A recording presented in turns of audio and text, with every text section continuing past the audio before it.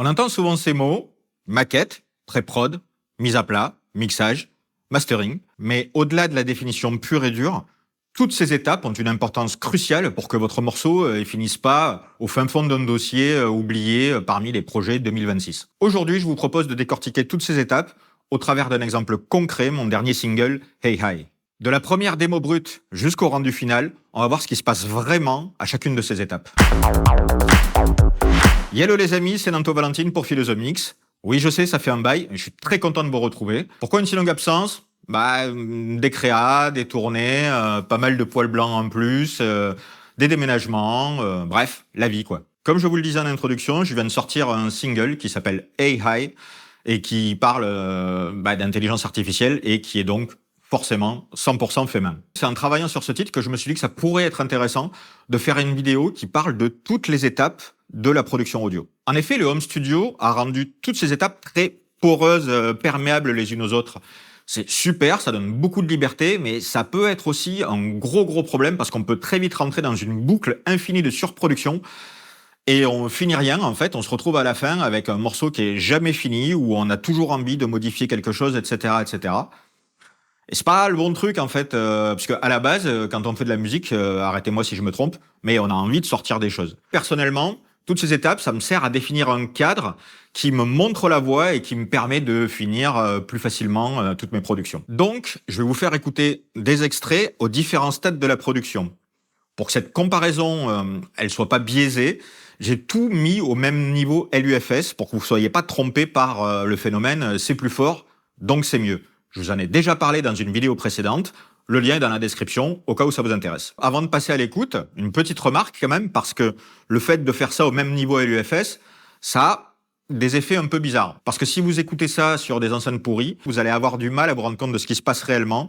Et des fois, vous allez croire que la pré-prod, par exemple, elle sonne plus épaisse, plus grasse que le mixage. Et en fait, c'est pas ça l'histoire. Le truc, c'est que forcément, il faut dégraisser pour retrouver de la définition dans le mixage ou au mastering pour aller gagner du volume, etc., etc. L'idée, quelque part, c'est de nettoyer la pièce avant de la décorer, grosso modo. Bref, vous verrez bien. Vous entendrez bien, j'espère. C'est parti pour la session d'écoute. Commençons par la version démo. C'est l'idée de départ, c'est bien entendu incomplet et pas encore tout à fait structuré ou écrit comme la version finale. Techniquement, c'est un peu crade et carrément déséquilibré, mais c'est à partir de là que le morceau se construit.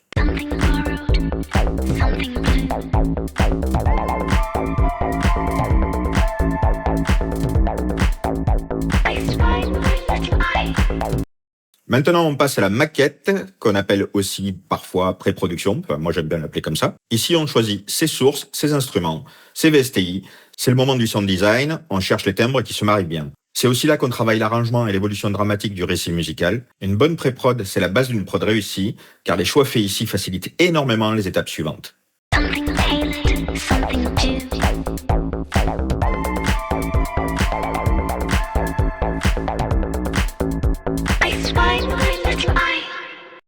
Vous remarquerez que cette version est déjà plus propre à cause des choix de sound design. De plus, cette version pourra servir de témoin pour le playback lors des enregistrements puisqu'elle fixe la structure définitive du morceau. Un phénomène assez marrant de la pré-prod, c'est que comme on ne se prend pas le chou avec les détails techniques, on est plus libre et décontracté. Le résultat possède donc souvent une sorte d'énergie et de fraîcheur qu'il faudra essayer de conserver lors des prochaines étapes. Les deux prochaines étapes sont généralement l'enregistrement et l'édition. Selon le type de musique que vous faites, cela peut prendre plus ou moins de temps. Pour ma part, sur ce titre, ça allait relativement vite puisque j'ai gardé les voix de la pré-prod.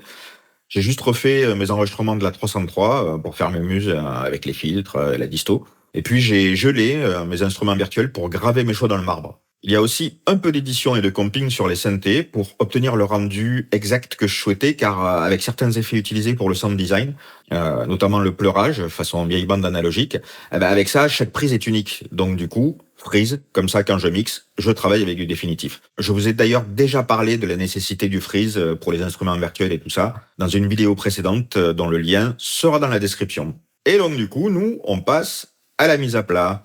C'est le premier rendu avec les sons définitifs, il n'y a pas de traitement complexe, juste un mix statique avec les volumes et les panoramiques.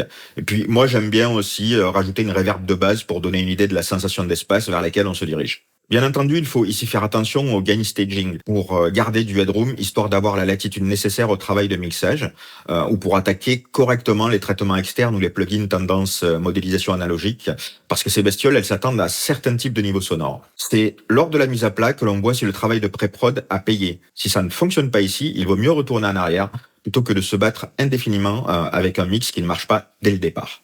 Something tailored, something due.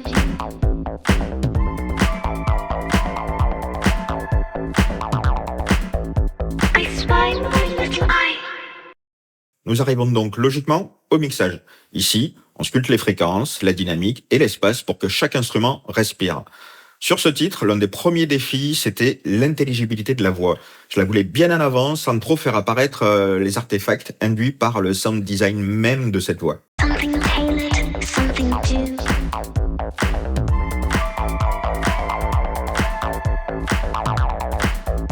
I spy my little eye.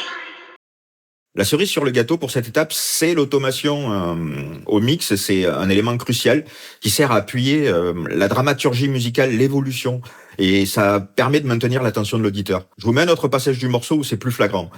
D'abord la version pré-prod, puis le même passage mixé. I spy my little. Something soft, something bleak. I spy my little. Something soft, something bleak. Par rapport à la pré-prod, il y a entre autres des automations de réverbération, de delay, l'apparition d'un chorus sur la 303 pour varier les plaisirs, sans parler des variations du filtre et de la disto qui viennent de l'enregistrement. Tout ceci contribue à capter l'oreille et souligne l'évolution du récit musical. Pour finir, il y a bien entendu le mastering. Le but ici se résume principalement à deux choses. S'assurer que le mix survivra au travers de n'importe quel système d'écoute, et puis évidemment que le volume corresponde aux standards de diffusion selon vos objectifs.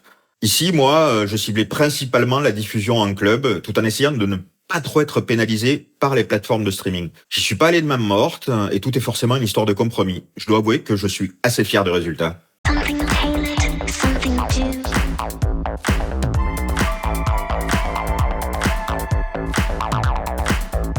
I spy my little eye. Ok, histoire de mieux vous rendre compte de l'évolution entre le début et la fin, je vous remets les 5 extraits du même passage sans blabla au milieu, pour ne pas vous déconcentrer. Something borrowed, something blue.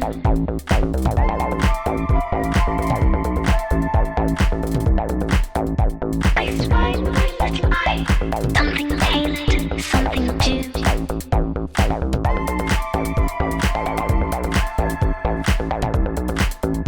I spy my little eye. Something tailored, something due.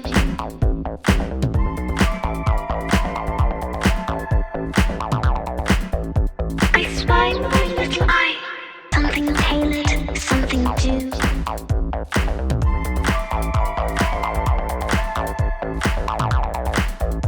I spy my little eye. Something tailored, something due.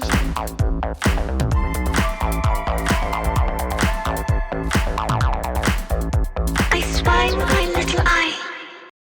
Maintenant que vous avez entendu l'évolution technique avec les mêmes valeurs à l'UFS, écoutons ce que ça donne dans la réalité avec les véritables niveaux de sortie.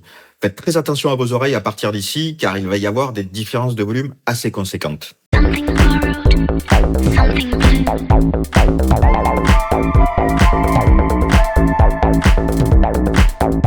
I spy my little eye.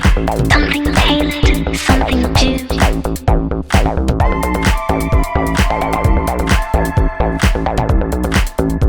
I spy my little eye. Something tailored, something due.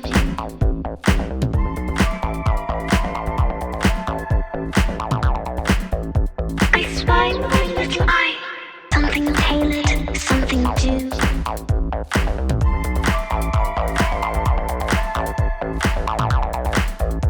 I spy my little eye. Something tailored, something due.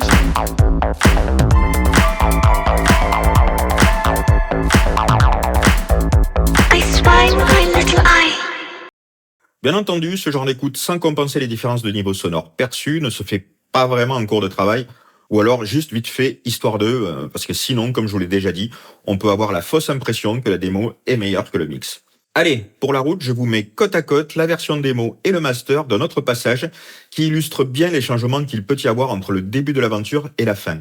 Le son de base et l'arrangement ne sont pas les mêmes, niveau fréquentiel et dynamique, c'est le jour et la nuit, et au niveau spatial, c'est tout simplement un autre monde, puisque pour une raison que je ne m'explique pas, j'avais décidé de basculer ce passage en mono lors de la composition. Something borrowed. I spy with my little eye. Nothing new. Hey, hi. I spy. Something old.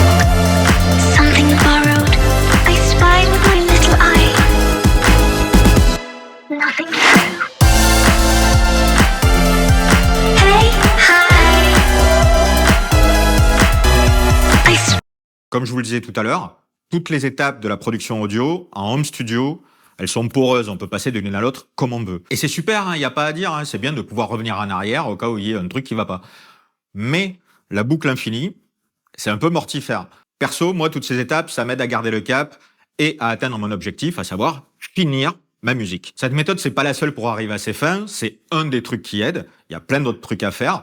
Si le sujet vous intéresse, vous me le dites en commentaire. Si vous êtes suffisamment nombreux, je ferai sûrement une vidéo là-dessus. Voilà, j'espère que ça vous a plu. Si vous voulez découvrir le titre dans son intégralité, je vous invite à aller l'écouter sur votre plateforme de streaming de prédilection. Il y a le lien dans la description. Ce single, c'est un projet totalement indépendant. Donc, si vous voulez soutenir mon travail et la chaîne Philo The Mix, n'hésitez pas à l'écouter, à le liker, à le mettre dans vos playlists et à le partager. Je vous laisse avec une petite vidéo que j'ai faite en guise de teaser pour la sortie du single. Et sur ce, à plus.